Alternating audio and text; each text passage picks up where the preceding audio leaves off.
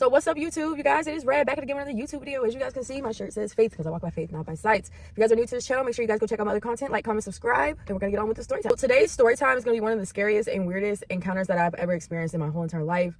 Out of all these sleepovers I've been to, out of all the women I've been around, yeah, this got to be the scariest encounter I dealt with. So this situation happened when I was in high school, when I was probably around the age of like 18, 19. And I'm sharing this story time as a lesson to people out there. And the lesson is to care about your awareness when it comes to other people and yourself, you know, and to also not put yourself in certain predicaments. And you also need to be careful with who you allow in your space or who you tend to spend your time with. So this was a regular sleepover, okay? Y'all already know how women and men, y'all sleep over, y'all hang out, y'all chill, y'all watch movies, eat, you know, y'all might go places. Right? So it was me and two other people that were sleeping over at this girl's house. And a lot of us always slept over at this girl's house. And nothing felt off at first. And that's why this story sticks with me, because a lot of occurrences that I've had in life, it happens quick in the blink of an eye. And danger does not look obvious. Like, people always think that they can predict if somebody is dangerous or if they're about to encounter a dangerous situation. And in reality, the people that you think is dangerous, most of the time it's not them. It's the people that you least expect to be dangerous. And it's at the worst time or randomest time when something can happen. And it was cool, like, within the first few hours when we was doing a sleepover, and then things started taking a turn for the worse. So one of the girls that we were having a sleepover with started acting weird. She said she was hungry. She said she was thirsty. She wanted to go to the kitchen and go look at some stuff, go make some stuff, whatever the case may be.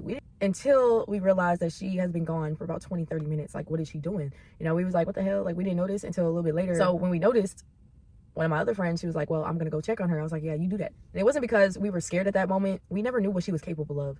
You know, it was more of the energy was off.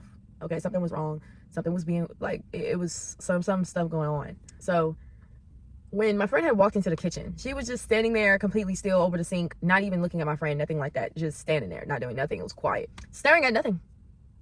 Yeah, staring at nothing.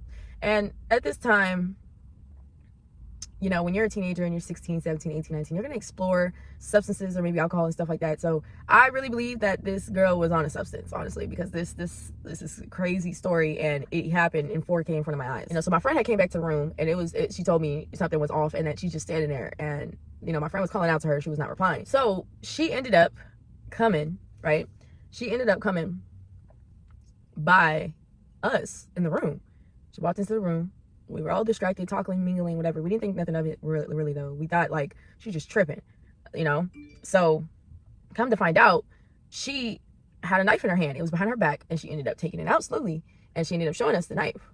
And we did not see she was holding nothing when she walked into the room. And I took a while to even process what was going on, because I was like, bro, this can't be real. She can't be serious. Because at first, when she came to the room with the knife behind her back, she wasn't moving. She just stood there. And then she took it out slowly. And then she started moving towards us. And then she started moving aggressively with a knife like this, trying to slash somebody and strike somebody and stuff like that. And we were like, bro, whoa. Me and my other friends, we were just like, whoa. And just kept, like, what are you doing? Like, calm down. Put that shit down. What do you got this for? We're not doing nothing to you. Like, nothing's going on, bro. What are you doing? Come to find out, we had to realize, sorry, I'm getting notifications on my phone. So we were running around the room, and she was chasing us around the room. And keep in mind, we were not all right by each other. We were all separated and stuff. Like, it was a one for all in this bitch. My other friend, the one that walked into the kitchen to go see what was wrong with her, she said, I knew something was up with her, bro. At that time, my focus wasn't fighting back with this person. Okay, my response was getting myself out of there. You know, either helping her from herself or getting myself out of there. We were all like panicking. We were all confused, and we all had adrenaline rushes at that time because we don't know if she was actually trying to kill us. So eventually, it died down because my friend ended up making a plan, whispering to each other a little bit across the room and stuff. And we were just like, you go over there, go over there, go over there. Yeah, we go. So we all came from different ways to try to hold her down. So my other friend went and grabbed both of her hands and put them together like this. And I was holding her hands too. And I was trying to hold her back like this. And so my friend ended up getting the knife. The other friend ended up getting the knife from her. And then she was like, bro, what is you doing? You were tripping, bro. Like, sit down, relax. Like, you really just went off on us for no reason and stuff. What is wrong? Honestly, that whole situation felt so unreal. Like, it really felt like I was in a movie at that moment. It really felt like it was in a movie, and I didn't sign up to be in this movie. And I would say, like, maybe 10 minutes later, after we kept trying to talk to her, whatever the case may be, the situation died down, and she wasn't saying anything. Like, she literally acted like nothing happened. After a little while, she seemed confused. Even the next morning, she was confused. She was like, what, I did that? Like, what was going on? Like,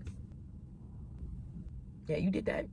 What I do know about this situation, though, was that it was real and it was dangerous. And still to this day, I don't know if this person knows that they did that or that they ended up wilding out against their own friends. But yeah, you definitely did that.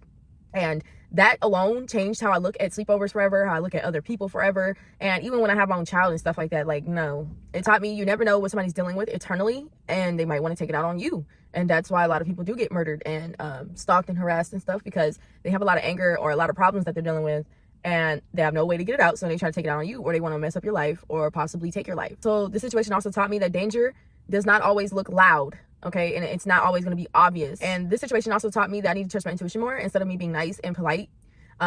I did not go back there often when they would want to do sleepovers. If I did, I tried not to stay the whole entire night, and I tried not to go when that specific person was going to them sleepovers. And I'm sharing this video for the younger people out there that are, 15, or you're in your 20s, or whatever the case may be, or even if you have children, to just be aware of what you're putting other people through, or just be aware of a situation that could change just by you being around a friend that's possibly on drugs, or that is possibly mentally insane, possibly, mental issues, whatever, depression, it doesn't matter. So just be mindful of whose space that you're in and who you allow in your space. So pay attention to behavior shifts.